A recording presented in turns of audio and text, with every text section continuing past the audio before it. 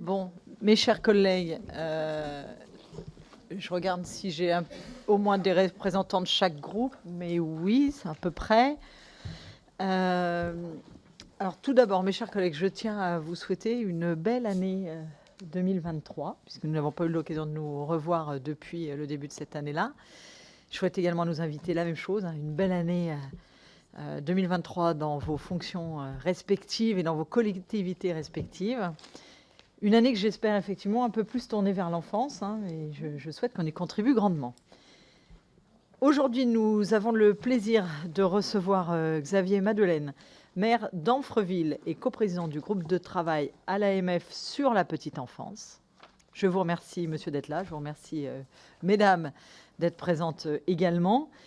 Alors, effectivement, quand on parle petite enfance, au départ, ce n'est pas forcément une compétence j'allais dire, obligatoire des communes. C'est plutôt facultatif, mais on se rend compte que de nombreuses communes et communautés de communes prennent cette compétence à bras-le-corps et œuvrent pour développer nombre de dispositifs pour accompagner les parents, les enfants dans dans cette petite enfance. Et très clairement, même si ce n'est pas une compétence facultative, vous êtes quand même gestionnaire, les communes intercommunalités, de 70% des établissements d'accueil. Alors, nous sommes à un moment où le ministre des Solidarités et de l'Autonomie des personnes handicapées, Jean-Christophe Combe, a annoncé la mise en place d'un service public de la petite enfance, dont l'objectif est d'assurer à chaque parent une solution d'accueil pour son jeune enfant. Une concertation est d'ailleurs en cours. Vous nous direz si vous êtes associé et si oui, comment, bien entendu. Nous aimerions évidemment connaître vos positions sur ce schéma de la petite enfance, qui peut être intéressant. Et puis, on parlait tout à l'heure de compétences facultatives. Est-ce que vous êtes pour une compétence obligatoire un peu plus ciblée ? Je pense que ça peut être intéressant de se poser la question. Et puis, je sais que l'AMF avait alerté en 2018 sur la pénurie de places en crèche, alors que la convention d'objectifs est en cours de renégociation avec la CNAF. Avez-vous été consulté quant aux créations des places nécessaires ? Et enfin, quelles seraient pour vous les pistes pour améliorer l'attractivité de la petite enfance ? Voilà pour la partie introduction. Je vous laisse faire votre message d'introduction, me dire ce que vous avez envie de nous dire. Et puis, de toute façon, après, mes collègues poseront des questions autant que nécessaire. Je vous laisse la parole. Merci beaucoup. Bien, Madame la Présidente, Mesdames et Messieurs les députés, Mesdames et Messieurs, très heureux d'être parmi vous pour aborder un sujet, alors déjà qui me passionne. C'est déjà important.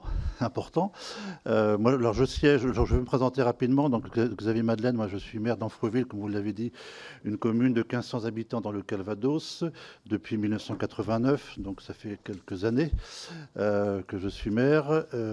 J'ai aussi siégé au conseil départemental. Donc toutes ces politiques sociales, bien évidemment, je les ai aussi accompagnées. J'ai été aussi vice-président à la petite enfance parentalité sur l'intercom à laquelle j'appartiens.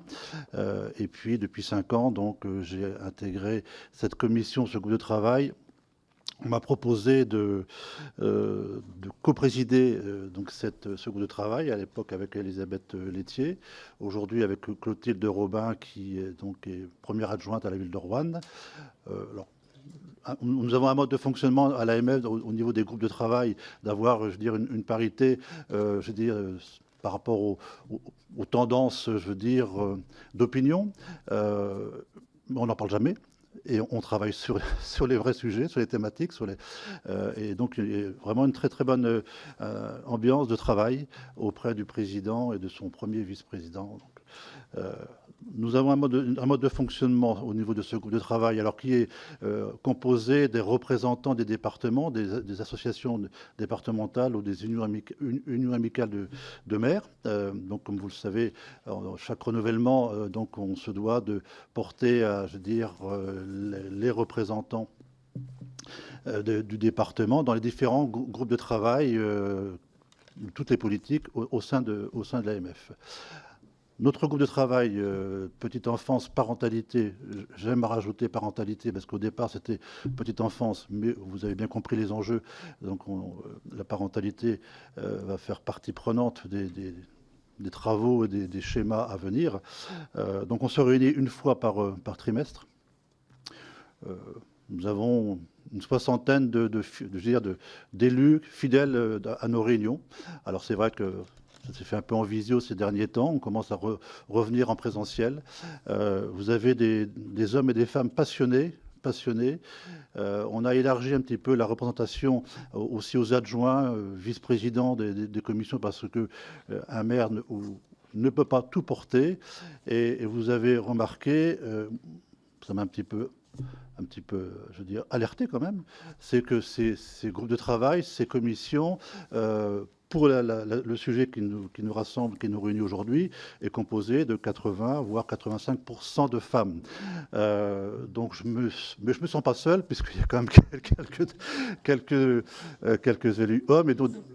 Exactement, monsieur le député, voilà, j'ai regardé les personnes qui se représentent, mais donc ça évolue. On est loin de la parité, mais ça évolue.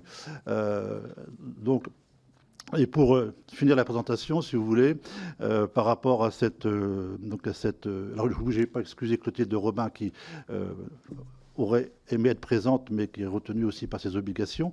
Donc on a essayé de mettre en place un mode de fonctionnement pour être rapporter vraiment l'attente des territoires. Et vous savez très bien que nous les élus locaux, hein, en fonction des territoires qui sont divers et variés, on aime bien faire remonter un petit peu ce qui se passe sur le terrain, et un territoire ne fait pas l'autre. Donc, on a mis en place, on est en train de mettre en place aussi des groupes de travail de petite enfance parentalité au sein même de nos assemblées départementales. C'est ce que j'ai fait dans le Calvados, mais je reviendrai tout à l'heure. Donc voilà. Donc oui, sur le sujet qui nous rassemble, vous avez évoqué bien sûr le service public de la petite enfance. Je ne sais pas si vous voulez que j'aborde dès maintenant, que je réponde dès maintenant à votre question. Comment ? On aura d'autres questions sur le sujet. Oui, non, mais alors, pour avoir participé à plusieurs forums et autres réunions, pour me dédouaner, je rappelais que j'étais un élu normand et que répondre par oui ou par non, c'était toujours compliqué pour un Normand. Mais j'essaierai d'être beaucoup plus direct. Sur le principe même, je pense que, je veux dire, nous sommes tous attachés à ce service, un service public, oui, bien sûr. Bien sûr, on en a encore parlé lors de la dernière réunion du groupe de travail. Aujourd'hui, ce que l'on attend, c'est tous les contours qui vont habiller ce service public de la petite enfance. Mais moi, j'avais eu l'occasion d'échanger avec Adrien Taquet à l'époque, mais bien avant que le sujet très attendu du président de la République ne nous soit soumis. J'avais émis à Adrien Taquet, mais quand est-ce que vous allez créer une compétence obligatoire ? Alors j'ai presque répondu à vos questions, mais par rapport à la diversité des territoires, et ce que je constate, alors moi je suis un élu du monde rural et urbain, hein, je suis à 15 km de Caen, mais il y a des territoires dans le Calvados que vous connaissez, qui sont beaucoup plus, je veux dire, éloignés des grandes villes.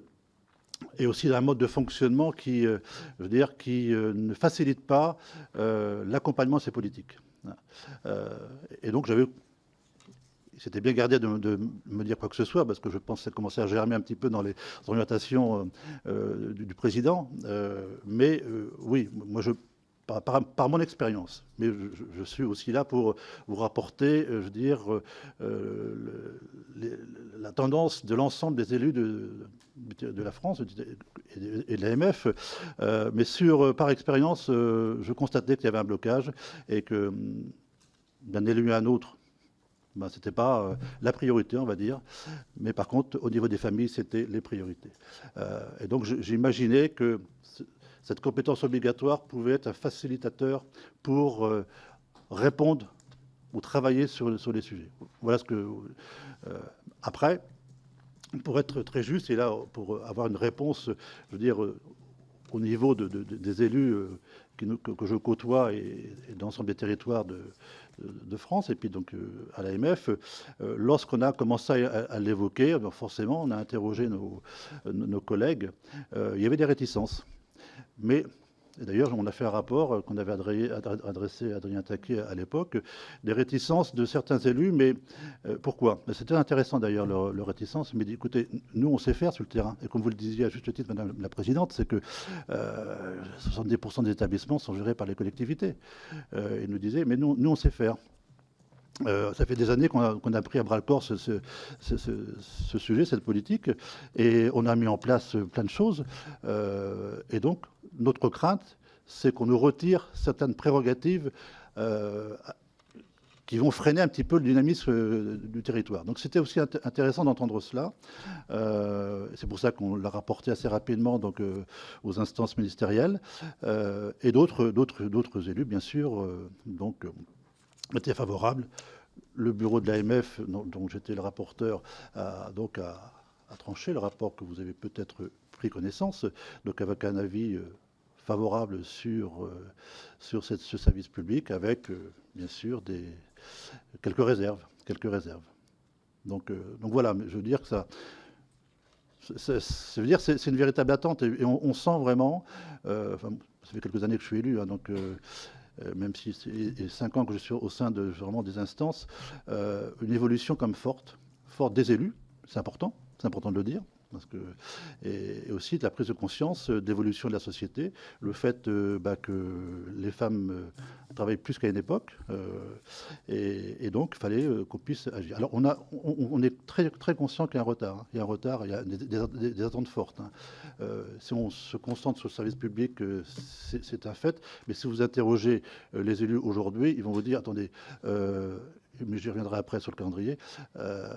Mais nous, ce qu'on attend, c'est de pouvoir avoir des professionnels, c'est de répondre à la pénurie. Et c'est véritablement l'attente forte, et vous pouvez le comprendre, parce que ce service public de la petite enfance, lorsqu'il sera, je veux dire, officialisé, et si on reprend les préconisations du CESE, c'est un petit peu mon livre de chevet d'ailleurs, qui est très bien fait, je veux dire, ce sera effectif quand? Et là, les élus ne peuvent plus attendre. Les élus, les familles ne peuvent plus attendre. Donc, il y a deux temps. Il y a le temps où il faut qu'on puisse répondre véritablement aux attentes. Alors, certes, il y a donc un comité de filière qui est présidé par Elisabeth Laitier, qui a été interrogé d'ailleurs lors du congrès des maires, puisqu'on avait un forum sur la petite enfance qu'on a interrogé, mais qui pour l'instant n'a pas encore donné les conclusions, qui ne devraient pas tarder, donc on ne devrait pas tarder à les avoir. On est très impatient de découvrir un petit peu ce qui nous sera proposé, mais il y a ce temps-là, et le deuxième temps de vraiment travailler sur tous les contours de ce service public avec cette compétence obligatoire. Et je le disais au ministre lors du congrès, c'est dans ce calendrier qui reste un petit peu, je dirais, évasif, lointain, on ne sait pas trop. Moi, j'ai toujours, par expérience, je regarde les échéances. Mois de mars, c'est dans un mois, on sera mi-mandat. Ça veut dire que, je veux dire, dans 2 ans et demi, les équipes municipales, veut dire, certaines vont prendre un peu de retrait, donc ne pas se représenter, et d'autres équipes nouvelles vont arriver. Et donc, lorsque vous préparez une campagne électorale, je veux dire, vous préparez un programme, mais en face du programme, il faut bien le chiffrer. Et si on n'a pas tous les contours, si nous ne connaissons pas de quelle manière ce service public et cette compétence obligatoire, parce que je pars du principe déjà que c'est presque dans les tuyaux, hein. On n'a pas tous les contours, ça va être difficile. Ça va être difficile. Donc c'est un propos que j'ai tenu au ministre Jean-Christophe Combe pour lui dire attention, il y a des échéances et on doit vraiment être tenu au courant. Parce que si ça nous tombe en milieu de mandat, vous imaginez bien que derrière, on fait un service public, mais avec quels moyens? C'est un sujet aussi important sur lequel on n'a pas de réponse, mais on y travaille. Voilà un petit peu l'état d'esprit du groupe de travail que je préside, que je co-préside. Ben, je vous propose, je garderai mes questions pour après, pour pas que je prenne tout. Je vous propose pour le groupe Renaissance, Madame Nicole Dubré-Chirat.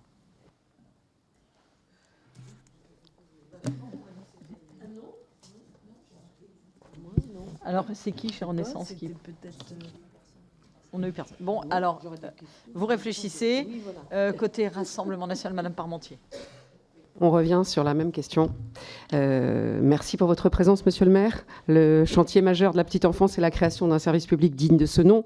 Il était temps. Une telle innovation doit permettre, selon le gouvernement, un mode de garde d'enfants réel pour tous les parents qui le souhaitent. L'enjeu est majeur. Afin de répondre à la demande, plus de 200 000 places d'accueil doivent être créées d'ici 2030. Plus de 150 000 parents sont directement affectés par cette pénurie dans leur prise ou leur reprise d'emploi, parfois, faute d'offres territoriales suffisantes. Ce service public devrait aussi garantir un service sur l'ensemble du territoire à un prix accessible. La compétence dans la mise en place de cette offre de garde serait confiée aux collectivités locales et particulièrement à la commune. L'État conférerait dès lors des nouvelles affectations de recettes aux communes. En ce sens, afin de respecter ce droit pour tous, le gouvernement promeut la création d'un droit opposable pour la garde d'enfants. Ce droit permettrait de déboucher sur une indemnisation des parents au cas où le service public serait défaillant. Plusieurs questions concrètes se posent dès lors. Monsieur le maire, que pensez-vous de l'opportunité d'un tel droit, de sa praticité? On sait que nous souffrons d'un manque de professionnels sur le territoire. Créer un nouveau droit ne permettra pas d'en recruter plus. Pensez-vous que la création d'un droit opposable réduirait significativement les disparités territoriales? Alors pour être direct, je vous dirais non.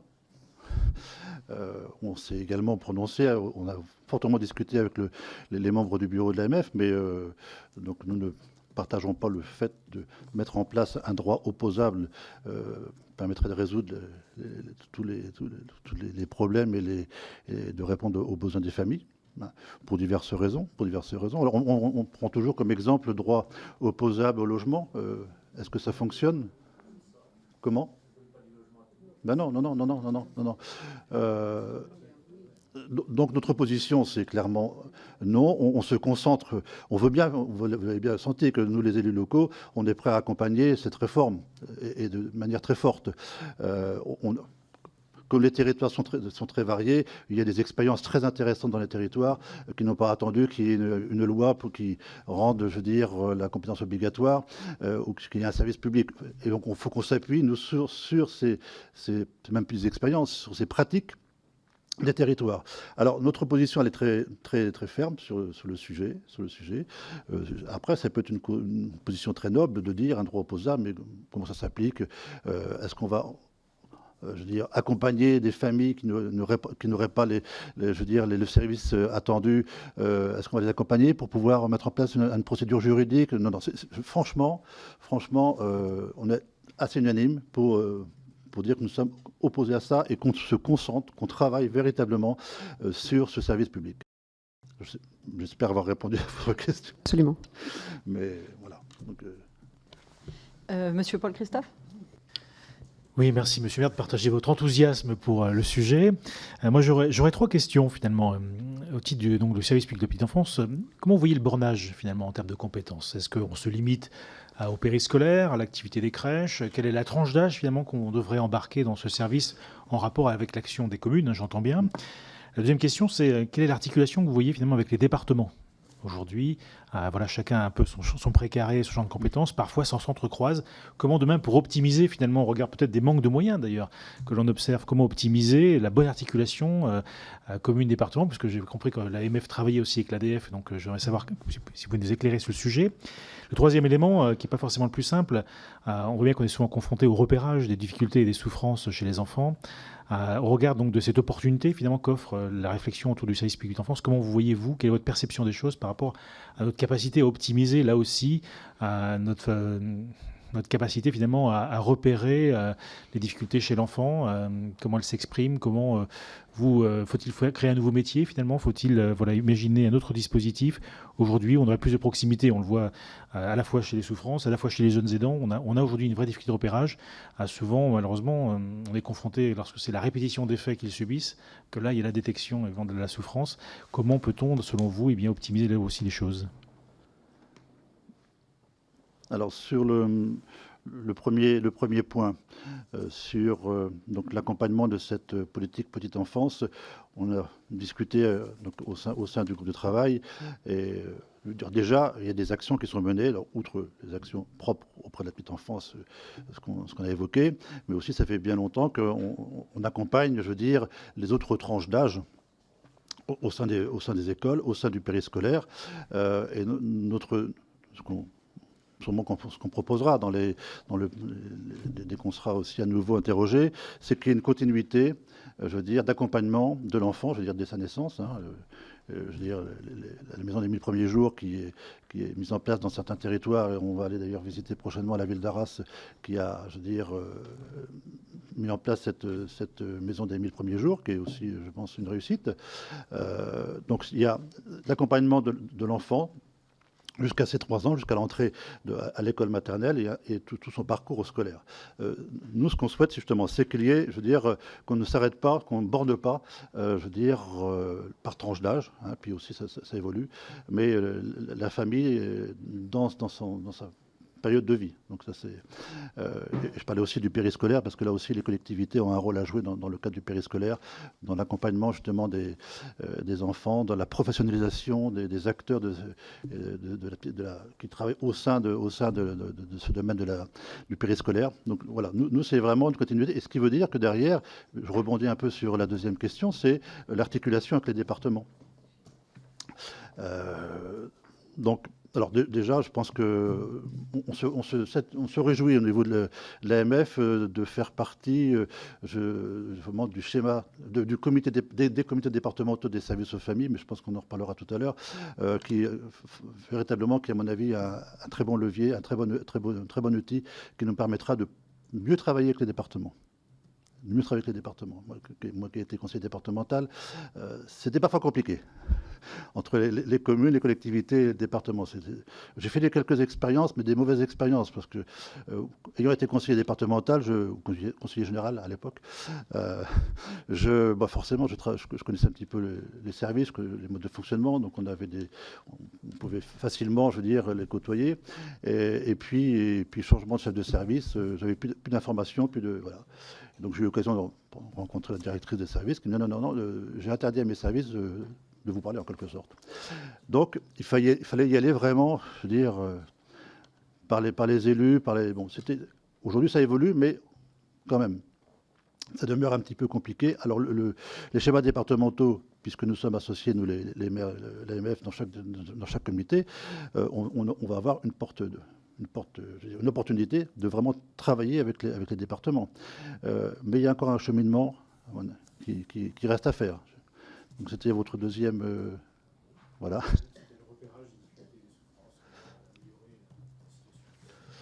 Alors, justement, je veux dire, le département aussi a un levier, hein, puisque à travers les PMI, je veux dire, on a aussi un intérêt commun de pouvoir entendre un petit peu les souffrances.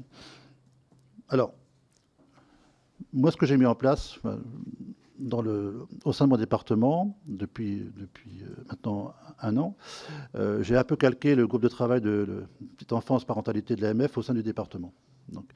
Donc j'ai créé ce groupe de travail. Alors, il y a d'autres départements qui l'ont fait. Hein.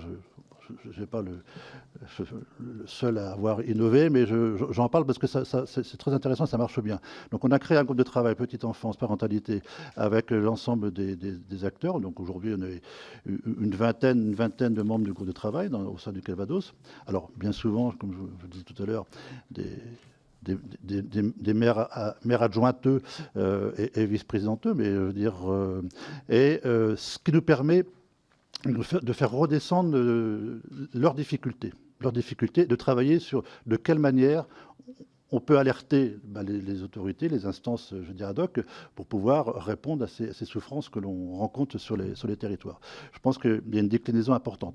Alors, il y a aussi, je reviens sur les schémas départementaux, dans les plans d'action qui sont mis en place, dans les fiches d'action, il y a des pilotes. Moi, je me suis proposé pour que des élus soient pilotes d'action, d'action. Alors, ce qui est assez, je veux dire, surprenant, c'est que tout le domaine de la parentalité, dans tous les acteurs qui sont au sein de je veux dire, de ces comités départementaux, personne ne voulait piloter les actions sur la parentalité.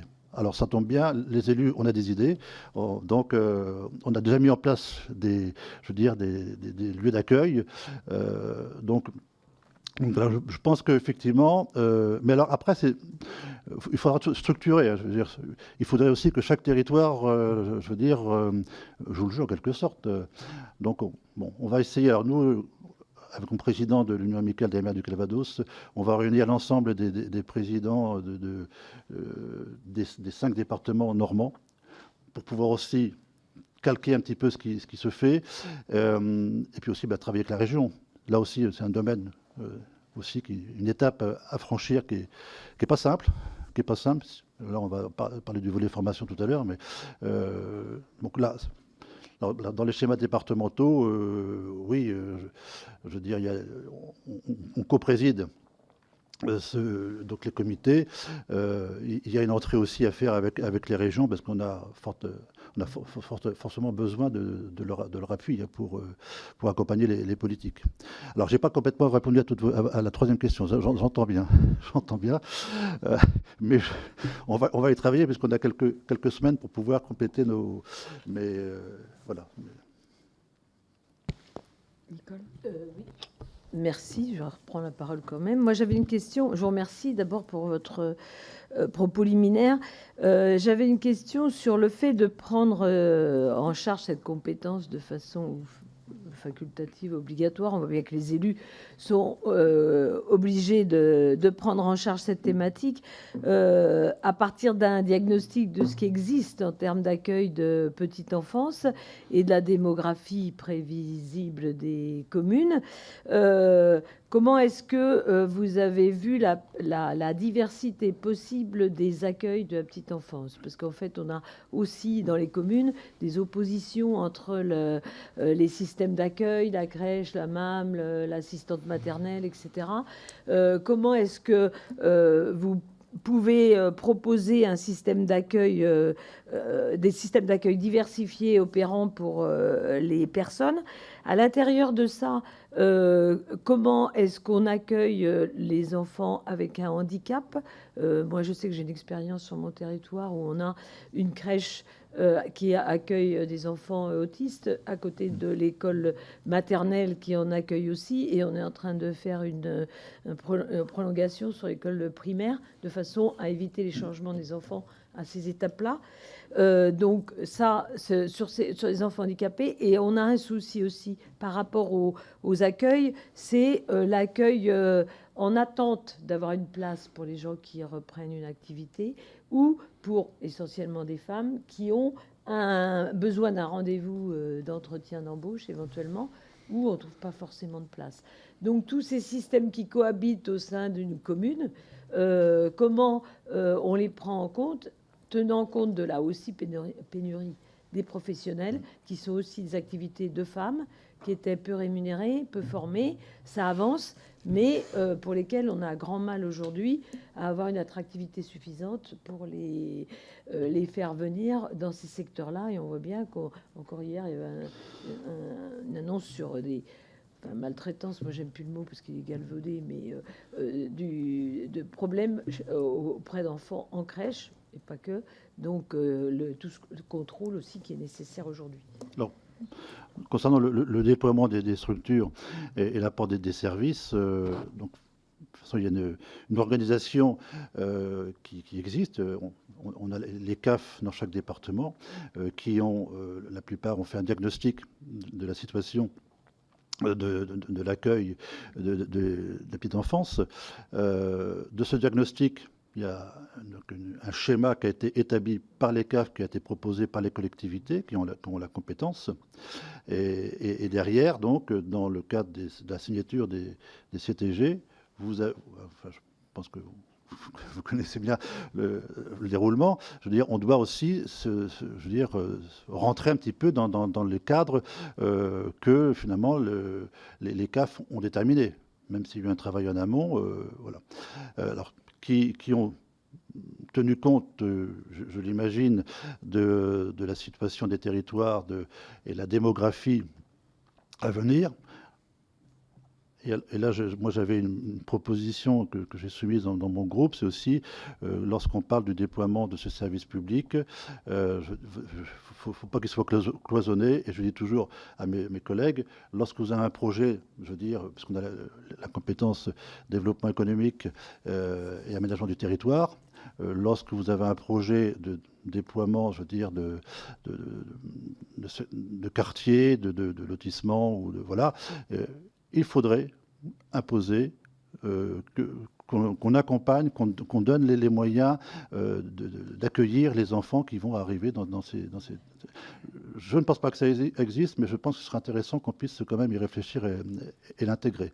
C'est un peu, lorsque vous faites ces projets-là, on regarde un petit peu quelles sont les dessertes possibles, quels sont les services autres possibles, mais ce volet-là de la petite enfance, il n'est pas toujours... Il n'est pas tenu en compte. Donc c'est au même titre que, je veux dire, c'est aussi accueillir des jeunes familles. Donc faut aussi anticiper. Donc pour revenir un petit sur ces schémas territoriaux, c'est les conventions territoriales globales qui sont signées. Vous avez déjà, je veux dire, si vous avez bien fait votre travail en amont, vous avez fait remonter les besoins. Et effectivement, toutes ces problématiques liées à l'accueil d'enfants en difficulté avec un handicap ou tout ça, ça doit en tenir compte. Je sais que nous, on y a fortement travaillé. On vient de signer la CTG l'année dernière, mais ça faisait partie. Ça faisait partie. On avait fait un travail de terrain pour faire remonter un petit peu ces sujets. On avait aussi l'occasion de travailler avec des médecins de PMI qui avaient décelé aussi, je veux dire, des difficultés d'accueil, aussi bien alors au sein des écoles maternelles, mais aussi au sein des crèches.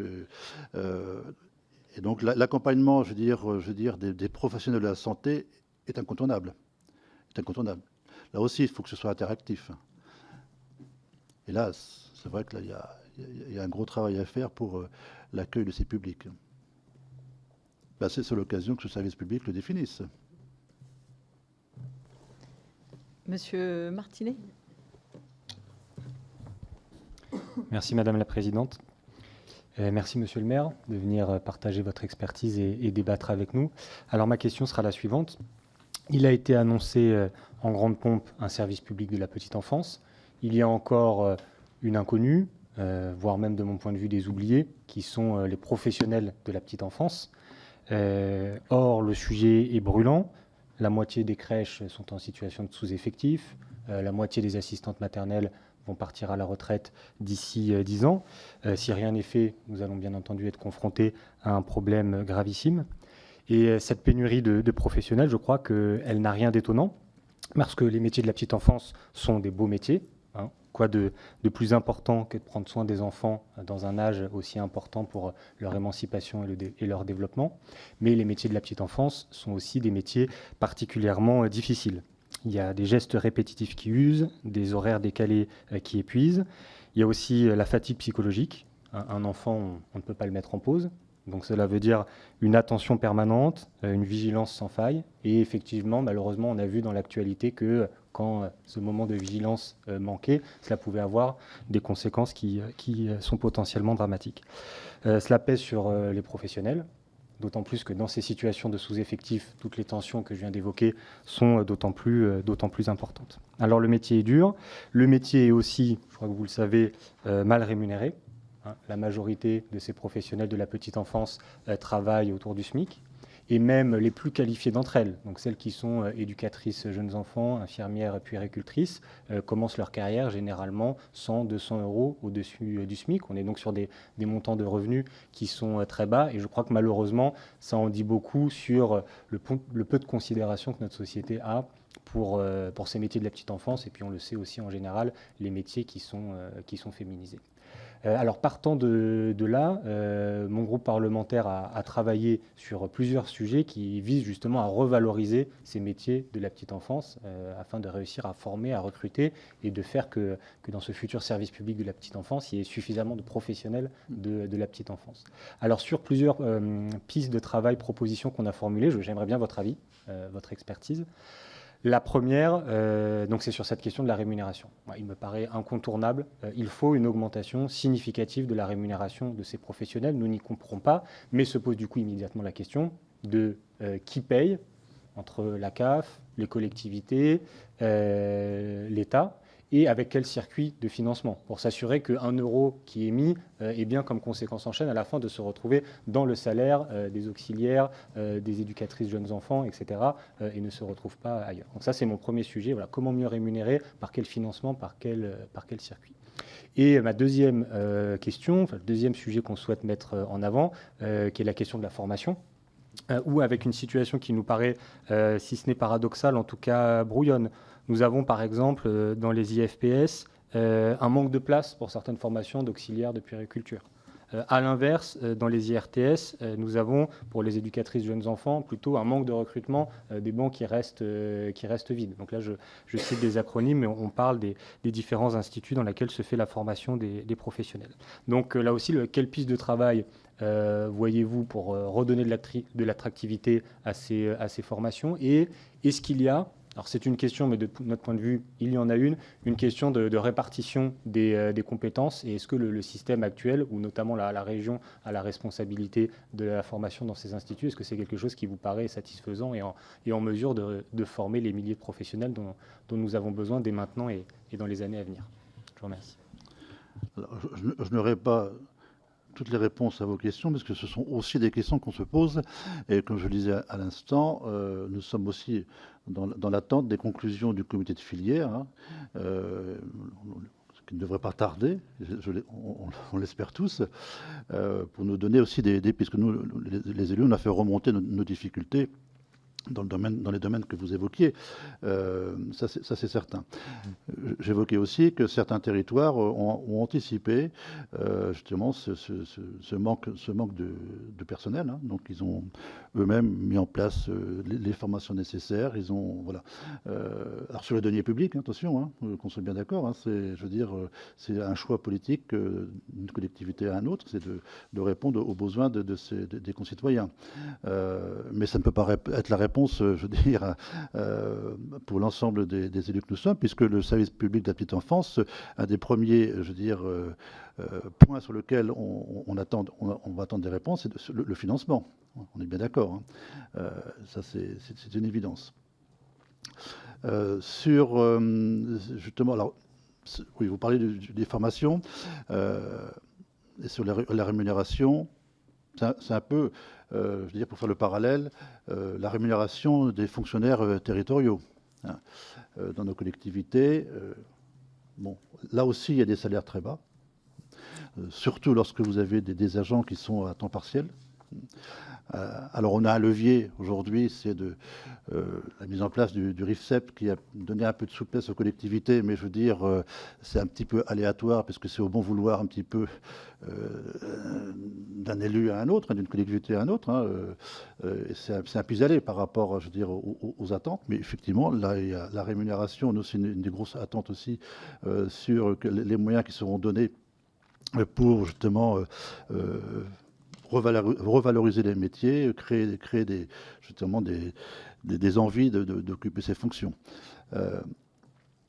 Alors sur le volet formation, on peut, je dirais, évoquer les salariés qui ont un statut de fonctionnaire, qui sont agents de collectivité ou d'un service, et les salariés qui sont dans le domaine privé. Alors, vous savez les collectivités, on peut bénéficier, je veux dire, des formations mises en place par les CNFPT, qui aujourd'hui sont aussi en souffrance, qui aujourd'hui ne répondent pas à nos attentes en termes de formation. On a des formations qui sont annulées 8 jours avant pour différentes raisons, notamment manque de formateurs. Donc là, c'est quand même une attente forte des collectivités auprès de l'État. Et puis, alors, sur les formations, effectivement, vous avez évoqué le rôle des régions. Alors, nous avons reçu la présidente des régions, Carole Delga, pour justement répondre à l'attente des collectivités, pour être aussi reçus par les régions, les responsables de formation, pour connaître un petit peu ce qui sera mis en place. Alors, j'ai des mauvaises expériences, malheureusement, c'est que lorsqu'on a reçu, alors je ne vais pas la citer quand même, la région, mais de voir un directeur de service de formation apprendre qu'il y avait un manque de professionnels dans la petite enfance. Non, mais je veux dire, je ne l'invente pas, hein, je l'invente pas. Non, mais je veux dire, alors à partir de là, déjà, c'est... non, mais déjà, des régions qui répondent à nos invitations, c'est bien. Il y a des régions qui n'ouvrent pas leurs portes, hein. C'est un peu compliqué. Mais bon, David Lisnard avait un petit peu rappelé à l'ordre tout le monde. Il avait écrit à l'ensemble des présidents de région, et puis derrière, ça avait réagi. Ça a un peu avancé. Mais alors, le problème, c'est qu'on n'est pas associés, nous, hein, sur justement par rapport aux formations, aux attentes de formation des collectivités. Lorsque les programmes de formation tombent, c'est parfois insuffisant. Alors moi, au niveau de l'AMF, on est conscient de tout ça. On est plutôt dans l'attente des réponses de l'État. Hein, je veux dire, même si on fait, les collectivités, pour certaines, font beaucoup d'efforts pour pouvoir parler de ça. Hein. Mais oui, le constat, on le connaît. Je m'excuse de ne pas pouvoir vous répondre, mais je veux dire,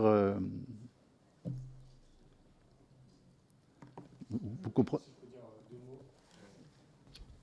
Alors merci, hein, c'est instructif, mais l'exemple que vous donnez sur les régions, je trouve est intéressant parce que un des arguments à la décentralisation et de la compétence de la formation, c'est censé être d'être au plus proche du terrain, des besoins des bassins d'emploi, etc., etc.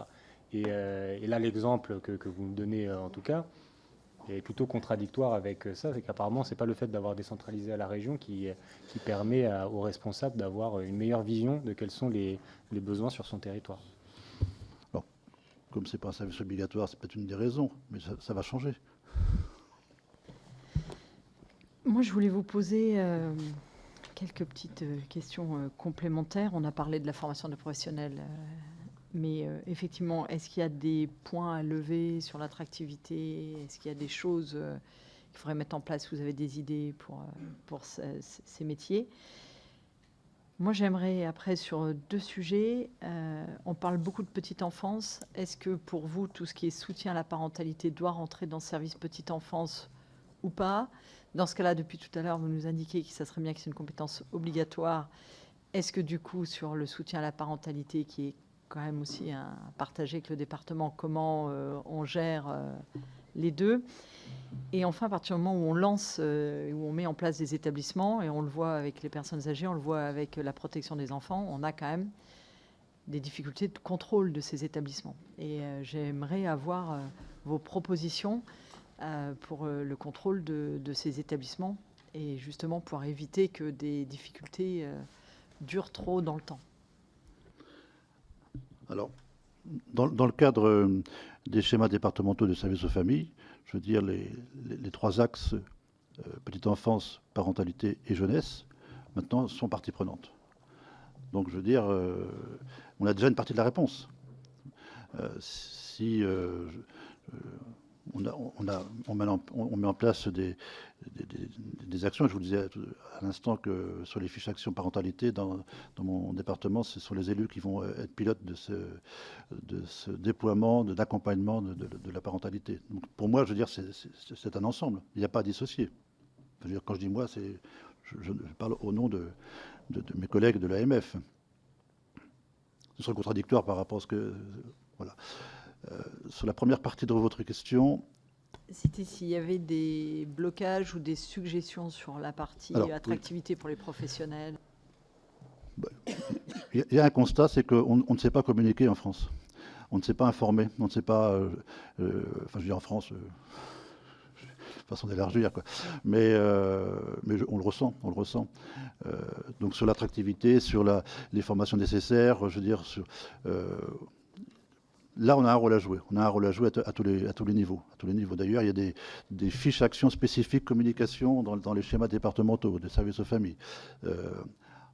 Ensuite, il me semble que les lieux d'accueil réservés justement pour les parents-enfants, ça permettrait aussi donc aux acteurs de pouvoir informer et accompagner. Alors, les relais petite enfance maintenant qui succèdent au RAM, à mon avis, sont le lieu effectivement qui va permettre de développer et de communiquer. Mais je veux dire là aussi, je veux dire, faut se donner les moyens pour pouvoir les moyens humains aussi pour pouvoir mettre en place, actionner un petit peu toutes ces missions qui nous concernent et permettre aux parents aussi de se libérer pour rencontrer les acteurs. C'est un peu ce qui est un peu compliqué par rapport aux parents qui travaillent, par rapport aux horaires qu'on évoquait tout à l'heure. Mais oui, là, je pense que alors, nous, on a fait dans notre département, enfin dans la communauté de communes à laquelle j'appartiens, j'ai suggéré de promouvoir les métiers de la petite enfance. On a fait une vidéo. Alors, c'était le thème, c'était les assistants maternels, puisqu'on est en déficit d'assistants maternels. On a fait un reportage, on a rencontré des acteurs, une assistante maternelle qui a ouvert ses portes. Maintenant, c'est diffusé sur les réseaux sociaux, sur les sites. On a des retours intéressants, de personnes qui viennent nous voir pour dire on a découvert ce métier. Donc il y a aujourd'hui, avec l'ensemble des réseaux sociaux, je pense qu'on a aussi moyen de pouvoir davantage communiquer. Mais, je veux dire, avec l'ensemble des acteurs, ça ne peut pas être, je veux dire, une initiative d'un élu local qui dit moi je vais faire ci. Non, il faut vraiment, si je reviens à la vidéo, on avait associé la CAF. Parce que la CAF nous a validé ce support médiatique.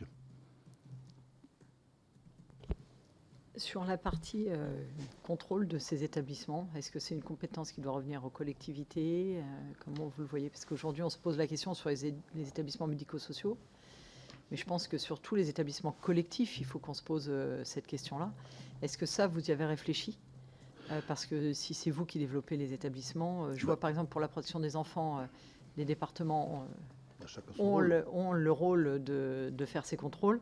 On voit la limite entre payeurs, donneurs d'ordre et contrôleurs en même temps. Donc, est-ce que vous y avez déjà réfléchi pour éviter les drames qu'on a pu revoir? Oui, je pense qu'on va quand même être bloqué par rapport justement aux compétences qui sont indispensables. C'est plutôt le rôle des départements, de renforcer le rôle des départements qui aussi ont cette compétence, qu'ont les professionnels. Plutôt que les collectivités. Je veux dire, on ne peut pas tout mettre sur le dos des collectivités. Enfin, alors c'est un point qu'on n'a pas encore vraiment déployé dans le groupe de travail, mais première réaction, c'est ça. Mais très clairement, aujourd'hui, vous avez déjà des établissements qui relèvent de la compétence des établissements petite enfance, qui relèvent de la compétence des communes ou des communautés de communes. Oui. Du coup, là, ce que vous êtes en train de proposer, c'est que ce ne soit pas forcément vous qui fassiez les contrôles, mais les départements, même dans vos propres établissements. Je veux dire, les départements, parce qu'ils ont des professionnels qui donnent des agréments, je veux dire... oui, c'est ça. Oui, je pense que à partir du moment où on crée justement ces passerelles pour travailler avec l'ensemble des acteurs. Je pense que, et vous connaissez... que les départements sont très attachés, je veux dire, à leurs compétences. Et voilà. Il faut plutôt, à mon avis, renforcer leurs compétences, travailler de concert avec les collectivités qui mettent en place des structures. Plutôt que tout faire porter, c'est un peu comme les établissements publics, c'est pas le maire qui va vérifier si les prises de courant sont conformes, si l'extincteur on passe forcément par des professionnels. Là, je pense que... Pardon. pas votre compétence directe. Les résultats, on n'en avance jamais. On se refile la patate chaude. Alors, Je dis pas pour vous, d'une façon générale. Les scandales existants. oui, alors, non, on est quand même responsable, je veux dire, nous sommes des élus responsables. Et là-dessus, on prend nos responsabilités. Et puis, de toute façon, si personne ne le fait, on le fait. Vous savez très bien comment ça se passe. Hein, voilà. Mais je veux dire, puisqu'on est quand même, on va vraiment dans le détail, quoi, dans le détail, dans le bon sens du terme, bien évidemment. Je veux dire, dans la spécificité où il faut absolument que l'on ait des vrais professionnels. Je veux dire, qui accompagnent. Après, que l'élu ou le président ou vice-président de l'Intercom alerte sur certains points, oui, mais je veux dire, moi sur ma commune, j'ai créé une maison médicale. Pourquoi? Parce que justement, j'ai fait venir 8 praticiens de la santé et j'ai des professionnels qui sont justement sur place pour répondre à certains besoins. Je veux dire, il y a aussi, je veux dire, on pourrait peut-être réfléchir d'ailleurs le rôle des maisons médicales, mais on n'est pas sur la politique de santé, mais un peu quand même, de temps en temps.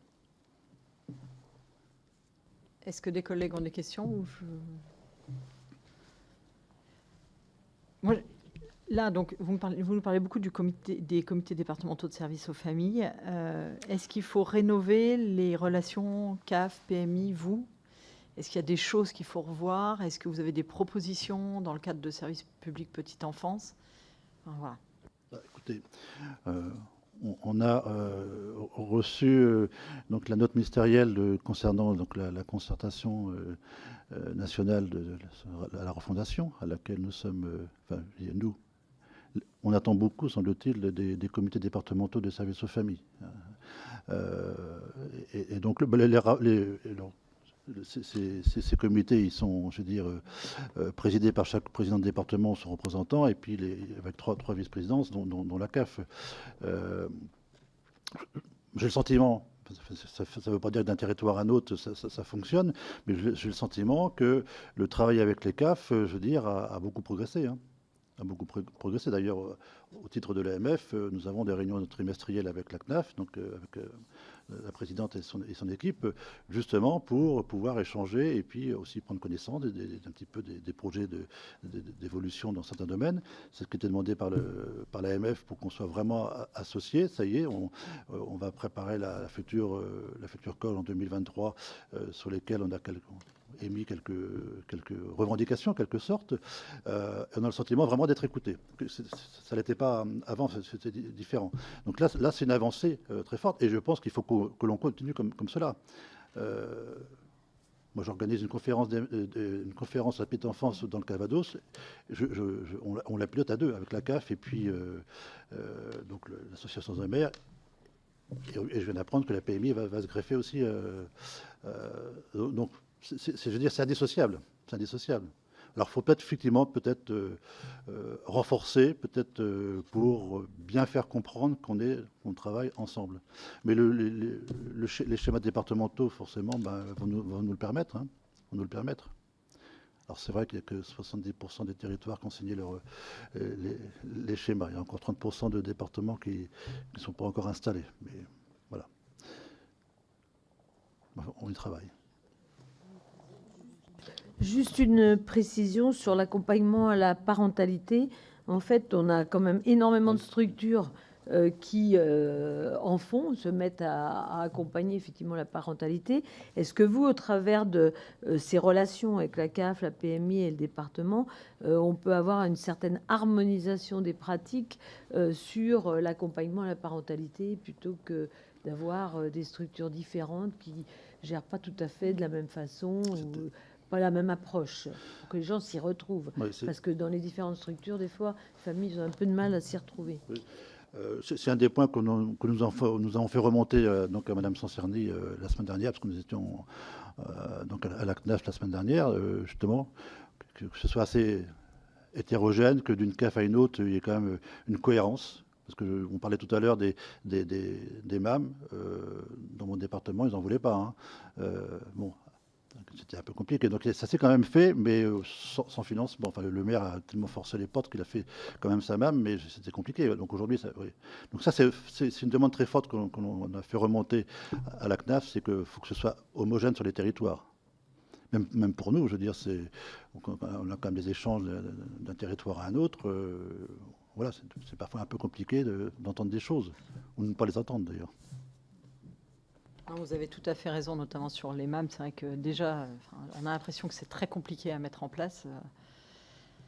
Je pense qu'il faut qu'on accompagne peut-être un peu mieux nos assistantes maternelles qui veulent se mettre en MAM, parce qu'aujourd'hui, c'est le parcours du combattant pour elles. Et en plus, s'il y en a une qui s'en va sur les 3, il faut tout recommencer. Enfin, je pense qu'effectivement, on a une partie simplification à ce niveau-là à faire avec la CAF. Vous avez totalement raison. Dans les territoires ruraux, c'est demandé. Hein.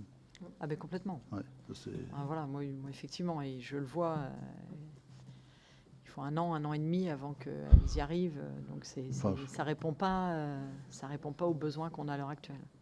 Dans beaucoup de projets, c'est long des fois. L'administration. Oui, mais c'est-à-dire que là, elles sont déjà agréées assistantes maternelles, et juste le fait qu'elles se mettent dans une maison à travailler à plusieurs assistantes maternelles ensemble, il faut tout recommencer, quoi. Il faut faire un projet pédagogique, il faut représenter le projet. S'il y en a un qui s'en va, il faut refaire le projet pédagogique. Je pense qu'effectivement, si on veut développer des nouveaux modes de garde qui correspondent aux particularités du territoire, comme vous l'avez dit tout à l'heure, il faut aussi peut-être on accompagne et que ça aille peut-être un peu plus vite et qu'on soit peut-être un peu moins administratif quand on a déjà vérifié qu'elles sont capables de faire, quoi. Enfin, à un moment. Donc je ne sais pas, moi j'ai détecté ça chez les MAM, je ne sais pas si vous avez détecté ailleurs où il y avait des choses comme ça, mais voilà, il faut qu'on arrive à accompagner. Est-ce que des collègues veulent intervenir une dernière fois ? Est-ce qu'il y aurait un sujet qu'on n'aurait pas évoqué, que vous souhaitiez porter à notre connaissance sur celui-ci ? Allez-y. Puisque j'évoquais le CNR, donc de quelle manière nous serons associés. Alors, je n'ai pas pour nature de critiquer, mais là, je suis un peu colère quand même, et je tiens à vous le dire.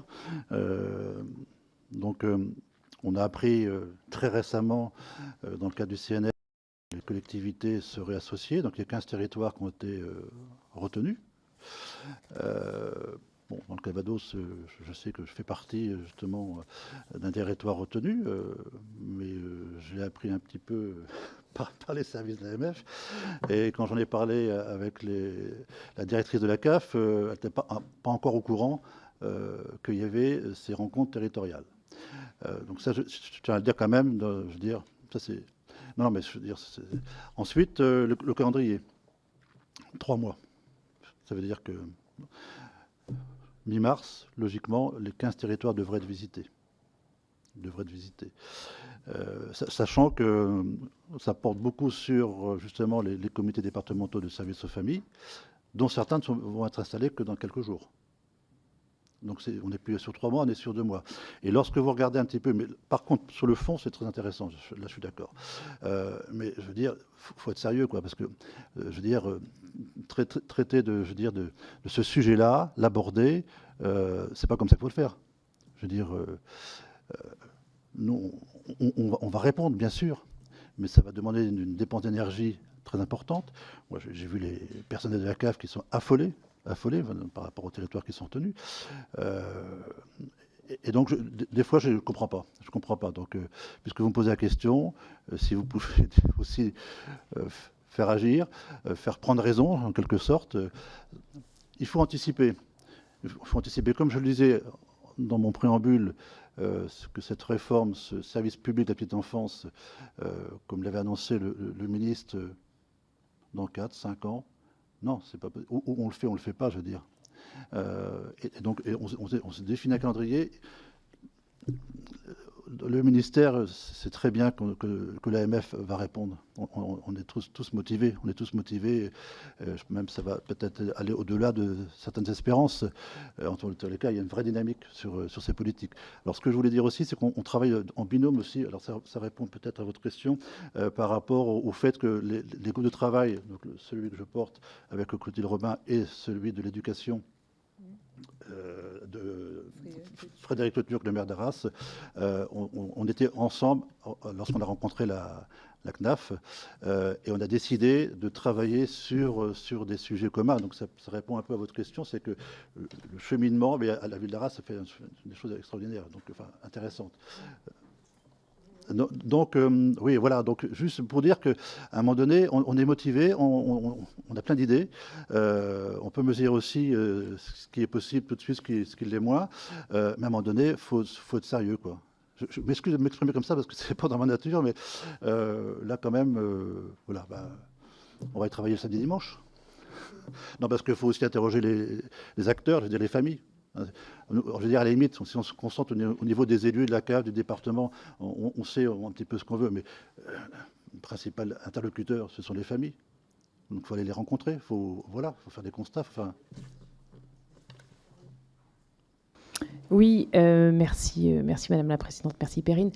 Puisque vous évoquez le sujet de la commission éducation et Frédéric Le Turc, je voulais porter à votre connaissance un sujet que j'ai travaillé notamment en lien avec justement le maire d'Arras sur la protection, la prévention des effets des écrans sur les enfants et notamment les plus jeunes. Donc j'ai travaillé sur une proposition de loi lors du dernier mandat et elle devrait être examinée à l'ordre du jour de cette Assemblée au printemps. Et j'avais été vigilante sur la façon dont on peut proposer des alternatives, puisqu'une fois qu'on a dit qu'une exposition trop précoce, donc en termes d'âge, et trop importante en termes de volume horaire aux écrans, a un certain nombre d'effets avec toutes les questions liées aux inégalités, puisqu'on voit bien que certaines familles, notamment les familles monoparentales, sont plus sujettes à cela pour des raisons évidentes de mode de garde, de choses comme ça. Et bien, une fois qu'on en a constaté ces effets et donc la nécessité d'une politique de prévention, il nous faut construire des alternatives. Et c'est là toute la place des collectivités et en premier lieu, à mon avis, des communes. Et c'était un petit peu l'angle de travail avec Frédéric Le Turc, que de considérer qu'en effet, il en va de la responsabilité des maires, enfin lorsqu'ils sont sensibles à ce sujet, et bien de proposer des activités sportives, culturelles, qui permettent notamment à ces familles monoparentales et bien d'avoir à la fois des modes de garde, mais aussi des activités qui permettent le développement de leur enfant. Voilà, je voulais avoir votre avis là-dessus, si vous en avez un, ou si ça peut faire l'objet peut-être de travaux au sein de l'AMF. Alors, je suis très content que vous portiez la question. Vous me posez la question. Parce que c'est un sujet que l'on travaille. D'ailleurs, le prochain groupe de travail, on devrait accueillir donc un médecin de PMI qui a travaillé sur le sujet, qui a écrit un livre d'ailleurs, que j'ai eu l'occasion de rencontrer lors d'une conférence à petite enfance, c'était à Marseille, qui a donc écrit ce livre sur les effets néfastes des écrans, que j'ai d'ailleurs offert à mes deux filles qui sont jeunes mamans, donc à Noël, c'est l'occasion. Et donc c'est un sujet sur lequel on s'intéresse fortement. Donc le prochain groupe de travail, il y aura cette thématique-là qui sera abordée. Et justement, derrière, effectivement, qu'est-ce qu'on offre en échange, en quelque sorte. Alors, si vous voulez, on pourra rester en contact, mais c'est un sujet qui vraiment qui nous interpelle et qui nous passionne. Avec plaisir. Ah, pardon. Ah oui, c'est ça. Ouais. Oui, et s'il y a la possibilité d'une audition éventuellement par votre groupe de travail, moi, ça serait avec plaisir, avec cet objectif, pour le coup, en termes de calendrier, que ça soit idéalement fait avant le mois de mars, enfin avant le printemps, puisque ça serait le moment de l'examen, quoi. Et donc, si vous voulez contribuer d'une façon ou d'une autre à cette loi, voilà, moi, j'avais eu déjà cet échange avec Frédéric Le Turc, mais je pense que c'est encore... Ouais. Vous voulez qu'on fasse une proposition de loi, c'est ça? Non, que vous contribuiez à la mienne. Voilà. Eh ben, on va rester en contact. C'est prévu. Oui, je veux bien. C'est au mois d'avril, je crois, le groupe de travail. On n'a pas encore la date exacte, le prochain groupe de travail, mais en tous les cas. On peut organiser une audition. Oui. Moi, je ne sais pas quelles sont vos ressources et vos sources en la matière, mais je peux vous mettre aussi en contact avec le médecin de PMI que j'ai rencontré qui a écrit un très bel ouvrage. L'ouvrage, les effets néfastes des écrans, donc Anne-Lise Ducanda. Il me semble que oui, ça fait un petit moment qu'elle essaye de défendre, de mettre en avant justement ces risques pour l'enfant. Elle n'a pas toujours les portes ouvertes. En tous les cas, la MF, on lui a ouvert. Donc, oui, je pense qu'elle est un peu connue maintenant. Mais oui, avec grand plaisir. Bien écoutez, merci beaucoup. Nous restons à votre écoute tout au long de ces travaux, en tout cas sur ce service public de la petite enfance. N'hésitez pas et merci beaucoup encore.